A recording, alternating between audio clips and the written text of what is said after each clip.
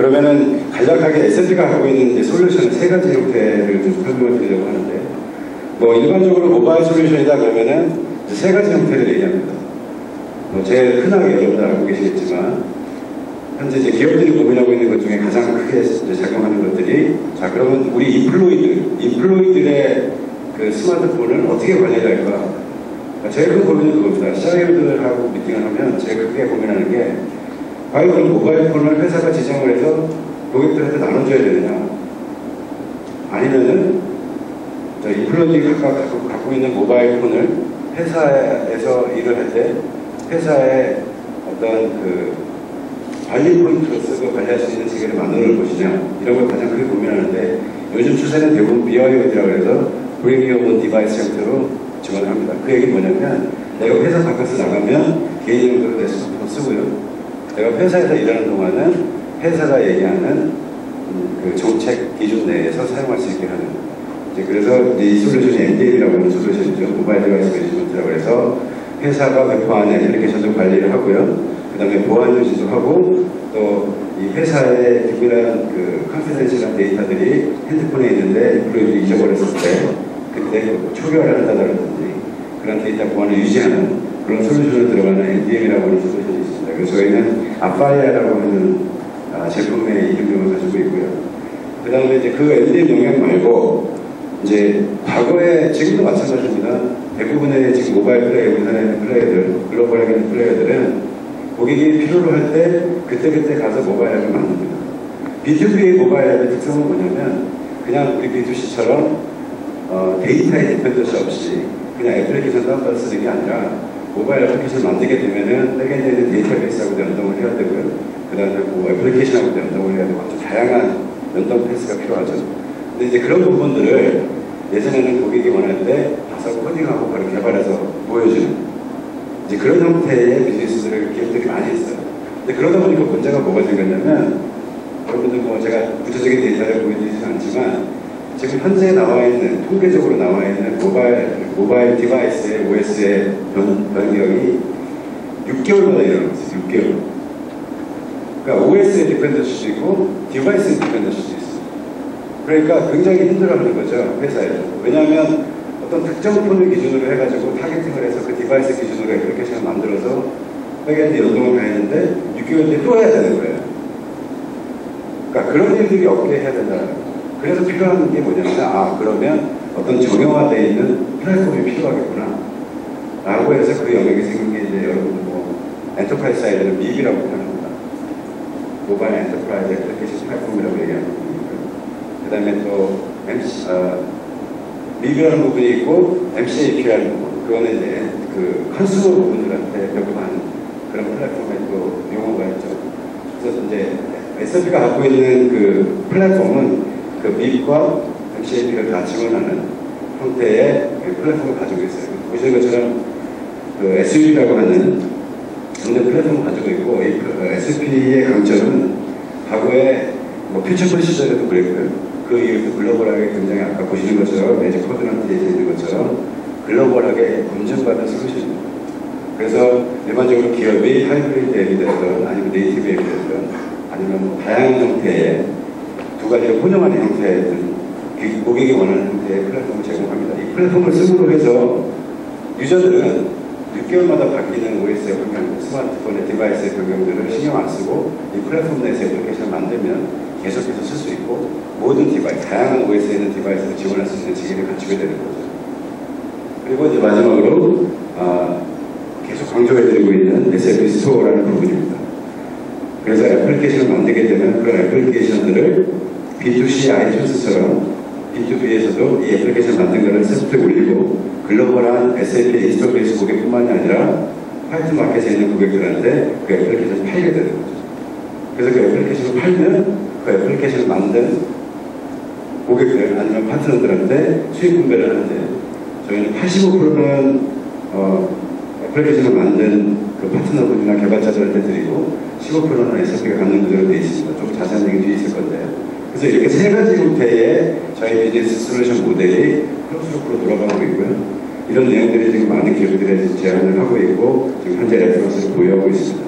그러면 이거는 뭐 SAP 스토어뿐만이 아니라 이 세 가지 영역들은 저희뿐만이 아니라 다른 회사들도 갖고 있어요. 그럼 SAP의 장점은 뭐냐? 두 가지 정도로 얘기할 수가 있는데, 보시는 것처럼 저희는 글로벌 제조사들하고 긴밀한 관계를 가지고 있습니다. 만약에 한국 마켓만 본다 그러면 뭐 우리나라의 더미넌트하게 디바이스 포지션을 하고 있는 삼성전자, 엔터프라이즈 사이드에 삼성전자의 디바이스만 보면 되죠.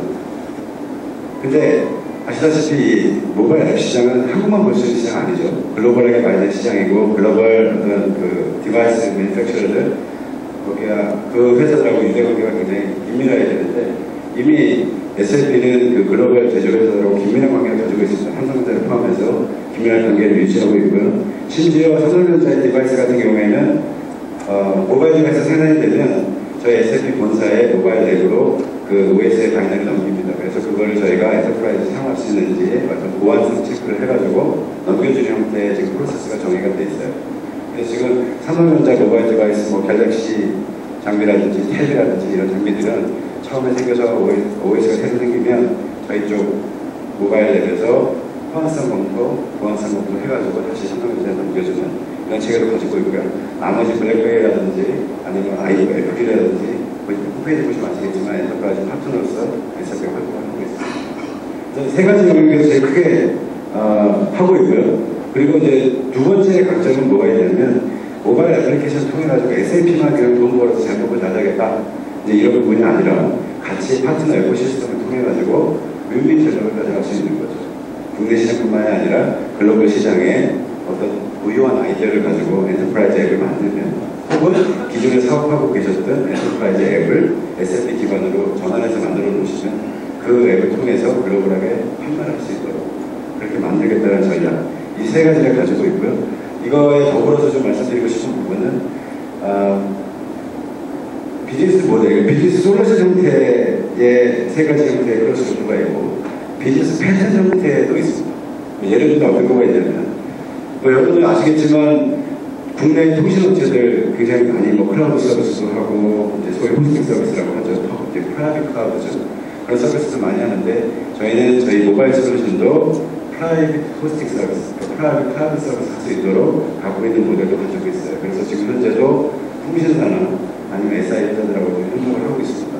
데이터 센터를 갖고 있는 회사들한테 이제 뭐 우리나라는 특히 더 심하지만 통신사 쪽에 굉장히 센트럴라이즈 돼 있죠. 서비스가. 그래서 통신사를 배제하고는 모바일 사업을 할 수 없을 정도로. 그래서 그 통신사하고 통신사가 제공하는 이 클라우드에 저희 모바일 서비스를 올릴 수 있도록 하는 모델도 가지고 있습니다. 그래서 조금 더 디테일하게 아카텍처상으로 보면은 저희가 가고자 하는 방향은 지금 이 현장의 장표에 지금 다 나와 있습니다.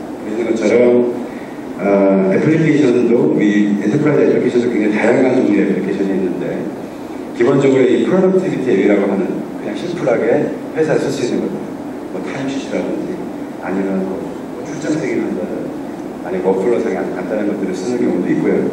그리고 기존에 SAP가 제공을 했던 그 다양한 애플리케이션들 코 ERP 부분도 있을 거고요. 익스텐드 ERP 된 부분들 그런 애플리케이션들을 모바일로 해가지고 고객들이 굳이 장시간 동안 프로젝트에서 개발하지 않아도 저희가 만들어 놓은 애플리케이션들 갖고 와서 아웃박스를 쓸 수 있으면 좋고 만약에 아웃박스를 쓸 수 없다 라고 했을 때는 이미 만들어진 애플리케이션들을 커스터마이즈 할 수 있도록 그렇게 만들어 놓은 애플리케이션들을 SAP가 일부 만들고 대부분은 다 파트너 에코시스템을 통해서 만들겠다라는 게 저희 전략입니다. 그래서 구체적인 수치화를 한다면 20%는 SAP가 만들고요.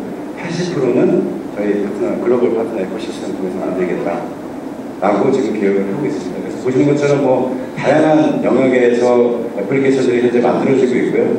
뭐 백엔드는 굉장히 어그노스틱합니다. 왜냐하면 이제 사이베스를 인수했죠. 사이베스 솔루션을 인수했기 때문에 뭐 많은 분들이 그러면은 SAP ERP라고만 연동이 되는 게 아닙니까? 라고 얘기하시는데 그렇지 않고요. 뭐 오라클을 쓰고 있는 고객들이라든지 이런 분들하고 이미 다 백엔드에서 인테그레이션이 가능합니다. 그래서 보시는 것처럼 여러 가지 패턴에 고민을 해서 만들어 놓은 아키텍처를 가지고 있고요. 가장 중요한 게 뭐냐면 SAP가 가장 또 전략적으로 추진하는 영역 중에 RDS라는 게 있어요. RDS라는 게 뭐냐면은 제품이 아무리 좋아도 어떤 사업적인 영역이나 이런 것 때문에 굉장히 프로젝트가 길어지면은 구매자들이 또 비용을 많이 지출을 해야 되죠. 그래서 SFP가 가장 크게 이 커스터머들한테 불행이 받았던 거, 그 다음에 구축하는 구축사들이 불행이 많이 받았던 게 이런 겁니다. 예를 들면 10년 전에 그 SFP ERP를 구축하는데 18개월이 걸렸다. 근데 10년이 지나도 18개월 걸린다. 이거 말이 안 된다. 라는 거죠. 그래서 이제 제일 그런 부분들을 개선하기 위해서 노력했던 영역이 모바일 쪽입니다. 그래서 RDS라고 표현하는데 저희가 뭐에 약자냐면 Rapid Development Program입니다. 그래서 고객들한테 패키징화해서 제작.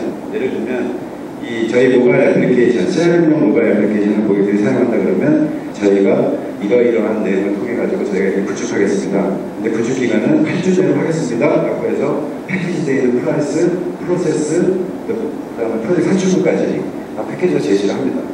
그래서 고객이 예를 들면 우린 이거 말고 추가한다. 그럼 전체적인 패키지 내에서 플러스 알파 하는 형태로. 그래서 이런 형태의 어프로치를 굉장히 강조하고 있고요.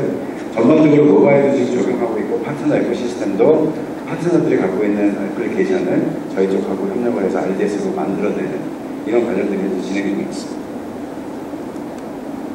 이건 뭐 방금 전에도 말씀드린 것처럼 각각의 인더스트리별 애플리케이션들, 물론 이건 한순간에 다 되는 건 아니죠. 어떤 로드맵을 통해서 진행을 하고 있는데 현재는 제가 아까 말씀드렸던 프로덕티비티 앱이라든지 워크플로우에 관련되어 있는 프로세스 앱이라든지 BI 분석하는 용도, 그 다음에 소비자들이 쓰는 앱들 이렇게 지속적으로 지금 많이 일어나고 있고요. 그리고 이제 기존에 갖고 있는 SAP 애플리케이션들 이런 것들을 순차적으로 지금 각각의 인더스트리별로 만들어내고 있습니다. 제가 아까 그 가트너 쿼드런트 설명을 할 때 저희가 사이클로라는 회사를 인수했다고 말씀드렸잖아요. 사이클로 회사라는 회사를 인수하게 된 배경이 이러한 전체적인 포트폴리오, 모바일 애플리케이션 포트폴리오를 잘 채워나가기 위해서 사이클로 회사를 인수한 겁니다. 그래서 인더스트리 특화된 애플리케이션을 만드는 회사들께 인수를 해서 전체적으로 지금 이 영역에 대해서 하나씩 애플리케이션을 채워나가고 있고요. 또 저기에 따르는 파트너들이나 개발자들을 저희가 지금 모집을 하고 있는 상황입니다. 그래서 뭐 궁극적으로는 SAP는 많은 양의 애플리케이션을 만들지 않고 20% 정도의 애플리케이션을 만들고 나머지는 다 파트너의 에코시스템을 통해서 빌드업을 하겠다라는 게 목표고요. 지금 올해 말까지 지금 1000개를 목표로 지금 열심히 각 나라 그리고 본사에서 컨트롤 해가지고 지금 진행을 하고 있습니다. 아까도 잠깐 설명을 해드렸지만 이제 저희가 제가 알기로는 대부분 오신 분들이 이제 개발자분들이고 해서 이런 부분들 궁금해하실 것 같아가지고 제가 가지고 왔는데요. 보시는 것처럼 지금 애플리케이션들 여러분들이 이제 SAP가 연구하는 그 플랫폼 기술이라든지 이런 거 교육을 받으셔가지고 공부를 하시고 애플리케이션을 크리에이션 하시면 크리에이션 애플리케이션들을 어떻게 스토어에 올릴 수 있는지 그리고 그 부분에 대한 절차도 굉장히 단순화하고 있습니다. 그래서 보시는 것처럼 애플리케이션을 만들면 그런 애플리케이션이 이런 절차를 통해가지고 저희 셋스토어에 올라가게 되고요. 우리가 영업을 안 해도 그 셋스토어에 올라가 있는 애플리케이션들은 SAP가 글로벌하게 갖고 있는 전체 파트너 그룹하고 그 다음에 SAP 내의 영업들 그런 영업들이 글로벌하게 애플리케이션을 판매하게 되는 거고요. 거기에 나온 수익 분량은 보시는 것처럼 85대 15 기준으로 분배하는 형태의 모델을 가지고 있습니다. 자, 그러면은 개발자 프로그램 중에 가장 중요한 거는 제가 비즈니스하면서 가장 어려운 부분이 그런 겁니다. 어떤 거냐면 각 회사마다 모바일 솔루션을 사업을 하고 계신 분들은 많은 부분의 개발자들을 보유하고 있어요. 그런 개발자들이 고객의 리퀘어먼트를 받으면 그 고객의 리퀘어먼트를 엑세큐션 하기 위해서 막 그때부터 열심히 막 작업을 하고 막 개발합니다. 저는 이제 생각하는 거예요. 클라우드 컴퓨팅을 설명할 때도 마찬가지거든요. 자, 클라우드 컴퓨팅을 고객들한테 가서 설명을 하면 조선실에서 난리가 나잖아. 그럼 우리 자비 없어지는 건데, 클라우드 컴퓨팅은. 이거 누가 도입하겠습니까? 근데 원래 근본적인 목적은 뭐냐면 그분들의 작업을 뺏겠다는 의미가 아니고요. 그쪽에 전사실에 계신 분들이 너무 그 IT의 메인테넌스 디펜던스 되는 활동을 하시지 말고 뭔가 획기적인 생각을 통해가지고 프로세스를 개선한다든지 이런 쪽의 IT의 멤버로 포지셔닝 하시죠. 라고 얘기하는 거죠. 그리고 고객의 리퀘어먼트를 개발했을 때 그 개발자들한테 무슨 변화가 있겠어요? 그래서 저희는 이제 개발자를 위해 가지고 여러 가지 생각을 많이 하고 있는데요. 어떻게 하면 이제 시장에 계시는 개인이 됐든 기업이 됐든 그런 개발자들이 저희가 요구하는 부분에 사업을 같이 할 수 있도록 참여할 수 있느냐. 그래서 뭐 이전에 저희가 뭐 하는 사이트도 소개드리고 제가 바깥에서 보니까 그랬는데 어떤 커뮤니티로 활성화하는 부분이라든지 어디에 비즈니스 기회가 있다라든지 아니면 이거 어떻게 사업을 하면 된다라든지 이런 쪽의 노력을 굉장히 많이 하고 있습니다. 굉장히 사실은 벤더 회사에 있으면서 굉장히 힘든 일이에요. 왜냐면 아시겠지만 여러분들 벤더사는 항상 퍼포먼스를 요구하고 실적을 요구하고 그런 회사인데 굉장히 장기적인 안목을 가지고 이런 걸 하려다 보니까 굉장히 어렵지만 나름대로 비전 제시를 하면서 모든 관련된 사람들이 지금 하고 있어요. 그래서 보시는 것처럼 얼마든지 원하면 이 시장에 계시는 개발자들이 SFP가 가고자 하는 어떤 방향성에 같이 모딩을 하셔가지고 같이 갈 수 있도록 참여를 받는다 라는 부분이 있고요. 그 다음에 두 번째가 굉장히 중요한 거 하더라고요. 예를 들어서 어떤 기업이라든지 어느 정도 자산규모가 되는 기업들은 이게 신뢰성이 있다 그러면 인프라를 구축을 해가지고 개발을 하고 교육도 하고 하는데 그러지 않은 사람들은 한 방법도 없는 거죠. 그래서 저희가 지금 진행하고 있는 것 중에 보시는 것처럼 개발 환경에 대한 액세스를 쉽게 하기 위해서 저런 개발을 하시겠다는 분들한테는 저희가 인프라를 제공합니다. 클라우드 형태로. 그래서 그런 분들이 들어오셔서 테스트도 해보고 그다음에 공부도 할 수 있도록 그런 작업들도 하고 있고요. 그 다음에 이제 가장 중요한 이제 마지막 내용이 이렇게 해서 자기 개인의 시간을 들여가지고 거기에 관련된 노하우를 습득을 하고 공부를 하면 시장에서 판매가 돼야 되잖아요. 그래서 그러한 어떤 시장에 진출할 수 있는 경로라든지 그랬을 때 어떤 경제적인 혜택이 있는지에 대한 부분도 저희가 안내를 해드리고 있습니다. 그래서 뭐 재차 얘기하는 거지만 교육하는 부분, 그 다음에 교육을 받으신 이후에 한번 만들어보는 부분, 그 다음에 판매하는 부분, 이 세 가지 영역의 프로세스에서 저희가 여러분들을 도와드릴 예정이고요. 뭐 아까도 계속 나왔던 얘기지만 저희 이제 개발센터, 디벨로퍼 센터를 통해 가지고 들어가시면 구체적인 사항이라든지 정보라든지 이런 거 다 다양하게 보실 수 있습니다.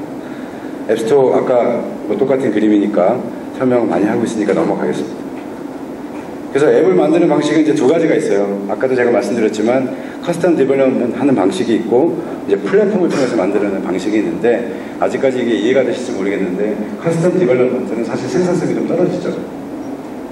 플랫폼은 좀 딱딱하긴 하지만 굉장히 효율적으로 이 애플리케이션 관리라든지 이제 그런 부분들을 진행할 수 있기 때문에 저희가 이제 주로 포커스를 하고 있는 거는 이제 플랫폼 디벨롭먼트로 포커스를 하고 있고 거기에 또 관련되시는 이제 개발자분들을 저희 쪽으로 안내를 해드리고 있는 거죠.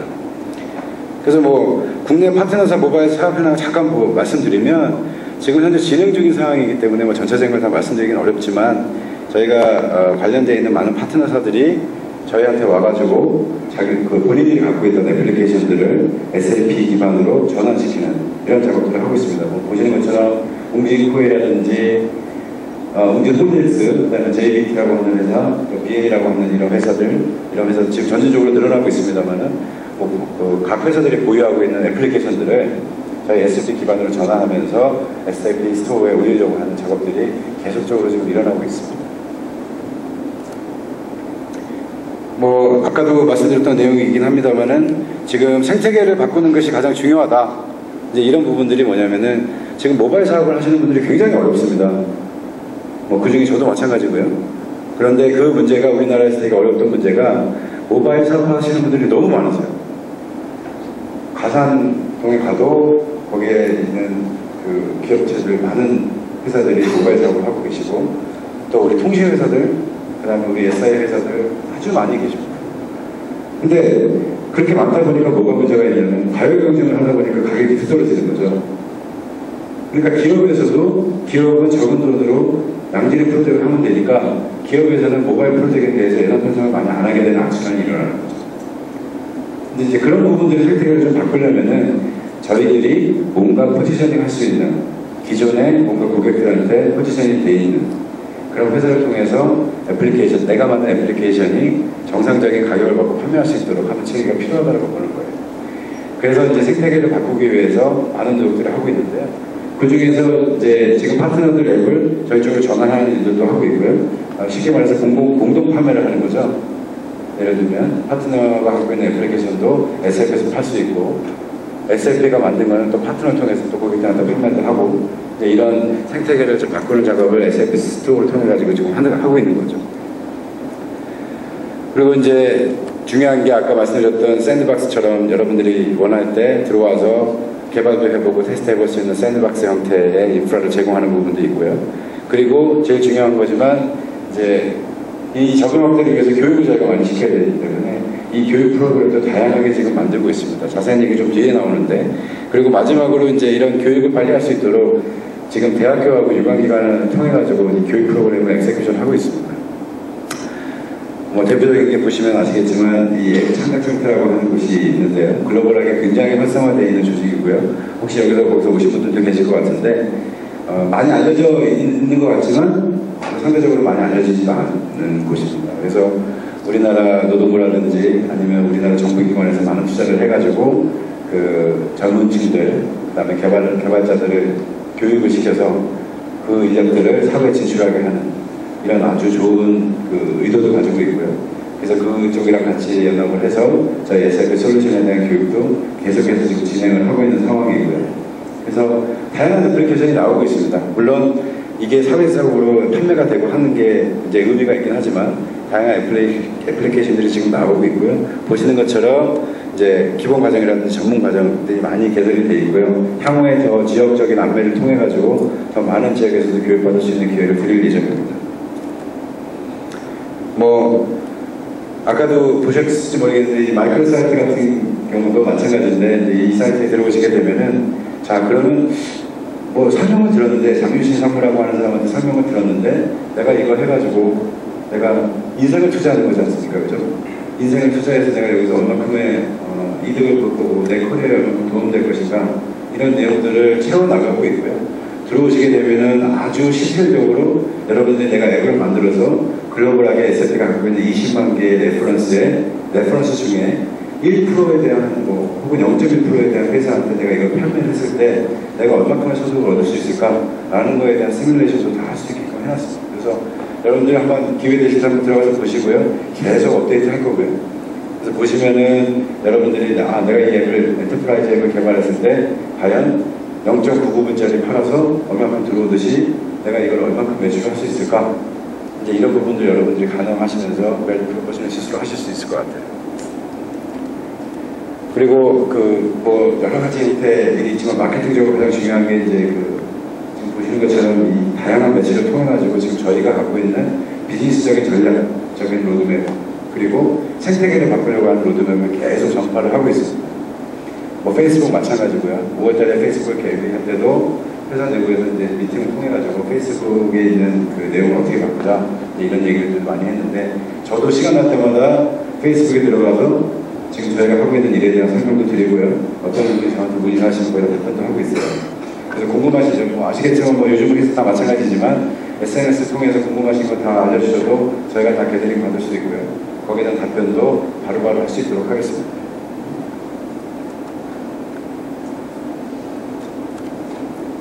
그래서 뭐 아까도 제가 10만 명 양성을 한다고 했었는데 저희가 바라보는 관점에 대한 그 양성 기준이 지금 세 가지까지 말씀드렸던 내용이 다 포함되어 있습니다.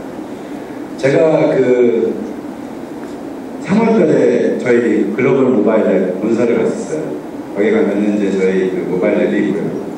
그 SAP의 형원 사장님하고 저하고 이제 시청에 가서 이제 글로벌하게 SAP의 테크놀로지 책임지는 산테이 탑맨이라고 하는 저희 수석 부사장이 계신데 그분하고 이제 회의를 하다가 이런 얘기가 나왔어요.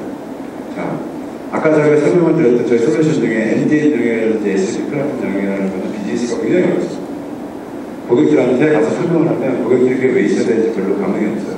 특히 한국 시장 봐. 왜 그러냐면 한국 시장은 아까도 말씀드린 것처럼 적은 비용의 모바일 프로젝트를 하면은 내가 원할 때 언제든지 어느 업체가 와서 그걸 개발해 주거든요. 그러니까 그걸 하면 되지 왜 플랫폼을 쓰냐. 플랫폼의 장점이 많이 있음에도 불구하고 내가 왜 플랫폼을 써야 되냐 돈을 들여서. 그러니까 장기적인 관점이 아니라 그냥 쇼텀적인 관점이죠. 내가 필요할 때마다 와서 개발하면 쓸 수 있다라는 거예요. 그럼 그걸 어떻게 바꿀까? 그러다 고민하다가 얘기한 게 뭐냐면 그러면 우리가 SAP가 글로벌 프로모션을 하자 라고 했었던 내용이 이제 10만 장명을 한국에서는 10만 장명이고요. 글로벌하게는 100만 명을 양성하겠다고 하는 게 지금 목표예요. 그리고 그 내용 중에 뭐가 있냐면 B2C에서 활발하게 활동을 했던 디벨로퍼 플레이어들 그런 그룹들을 B2B로 넘겨오겠다라는 부분입니다. 그래서 보신 것처럼 뭐 대학교 교육과정 개설하는 거, 파트너 이넥으로 시켜가지고 파트너가 갖고 있던 애플리케이션을 전환하는 거, 이런 내용들이 다 이 10만 연명을 하기 위한 내용들로 들어가 있는 저의 그 액션 아이템이다, 이렇게 보시면 되겠습니다. 마지막으로 이제 정리를 좀 하면, SLP가 갖고 있는 강점이 뭘까 라고 했을 때, 일단 SLP는 여러분들이 만든 애플리케이션을 판매할 수 있는 시장을 가지고 있죠. 아까도 말씀드렸지만 저희는 글로벌하게 20만 개의 레퍼런스를 갖고 있습니다. 글로벌하게. 그리고 한국에도 700여 개가 넘는 레퍼런스를 갖고 있어요. 모든 좋은 제품을 만들었을 때 판매처가 없으면 그건 의미가 없죠. 근데 SLP는 이미 그런 레퍼런스를 갖고 있고요. 그런 레퍼런스를 통해서 저희들이 얼마든지 판매할 수 있는 채널과 경험과 노하우를 갖고 있어요. 그래서 여러분들이 어떤 애플리케이션을 만들었을 때 저희 SLP를 통해서 판매할 수 있는 루트가 생겼다는 건 아마 여기 이제 사업을 하시는 분들도 계시겠지만 굉장히 중요한 포인트라고 합니다.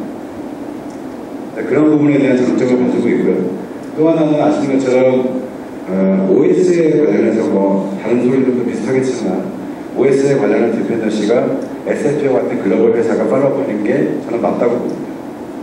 SLP가 잘나서가 아니라 국내 기업들이 모바일 시장 하기 위해서 아까도 말씀드렸지만 6개월마다 바뀌는, 6개월 주기로 바뀌는 OS를 따라가기에는 국내 기업체들이 너무 모델이 심하죠. 아무리 기업이 크더라도. 그리고 거기에는 어마어마한 인력들이 투입되고 있습니다.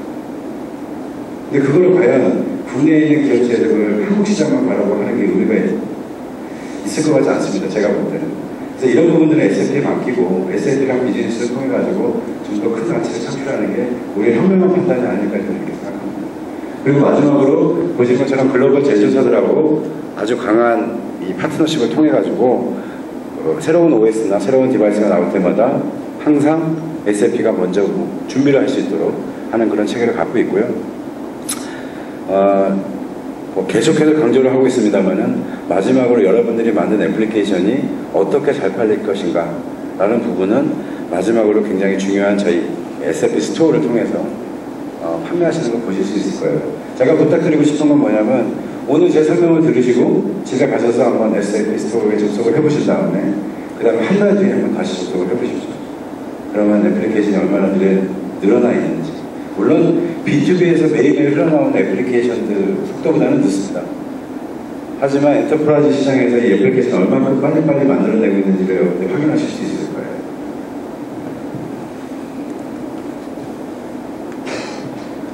너무 자랑만 하는 것 같습니다만 마지막으로 제가 말씀드리고 싶은 건 뭐냐면은 오늘 이 자리에 와가지고 SLP가 하는 사업에 대해서 들으시고 돌아가실 텐데 저는 또 반대로 막중한 책임감을 갖고 있었어요. 왜냐하면 여러분들이 자 그러면 SLP가 가고자 하는 방향이 굉장히 비전업을 해서 내가 이 시간 이후로 SLP가 제공하는 솔루션을 공부를 하겠다. 그럼 저는 반대로 그런 분들이 많아지면 많아질수록 어떤 책임감을 갖게 된다면 시장을 만들어내는 책임감이 있겠죠. 저는 사업을 해야 되는 사람이고 사업을 운영해 나가야 될 사람이 있다. 그 다음에 또 하나 그렇게 시간을 들여서 공부하신 분들이 뭐 지금 직장에 있는 분도 계실 거고 아니면 지금 학생이신 분들도 계시고 여러 가지 갖고 계신 분들이 있을 텐데 그분들이 이 시장 사회 진출을 하실 때 좀 잘 진출하실 수 있도록 해야 되는 것도 제가 책임감을 갖고 있는 부분입니다. 제 책임감뿐만이 아니라 SLP가 갖고 있는 책임감이기도 합니다. 그래서 그런 부분도 고민하고 있고요. 그리고 아까 그 럼벨이라고 하는 그 경진대회 보셨으면 아시겠지만 이제 그 경진대회 통해서도 입상자가 나올 건데 그런 입상자들도 회사로 흡수하기 위한 준비 작업을 하고 있어요. 그래서 이제 그런 부분들이 아예 그냥 일방적으로 이 솔루션이 잘났으니까 와서 교육을 받고 이 솔루션의 세계로 들어오자가 아니라 전반적인 선순환 구조. 예를 들면 SLP는 애플리케이션으로 성공을 했죠. 근데 저는 모바일이라든지 기타 하나, 아까 말씀드렸던 하나라든지 이런 쪽은 이제 시작이기 때문에 그런 부분들 여러분들이 선택을 하실 필요가 있다고 생각합니다. 모든 새로운 이노베이션 포인트가 생겼을 때 그걸 취하고 안 취하는 것은 제 선택이죠. 근데 이노베이션 중에 모바일 앱은 여러분들 다 인정하는 거예요. 다 인정하는 건데 이거를 내가 할 거냐 말 거냐의 선택을 여러분들이 하시죠. 근데 이미 역사적으로 검증이 됐습니다. B2C에서 B2B로 넘겨왔을 때 그 일을 했던 사람들은 대부분 많은 사람들이 성공을 했죠. 그래서 이 부분에 이 지금 모바일 앱 시장, 이 모바일 시장도 지금 현재 그런 과정에 있기 때문에 여러분들도 그곳에 오셔서 성공자가 되셨으면 합니다. 오늘 자 여기까지 발표를 했고요. 혹시 궁금하신 거 있으시면 질문 간단히 받고 내려가겠습니다. 감사합니다.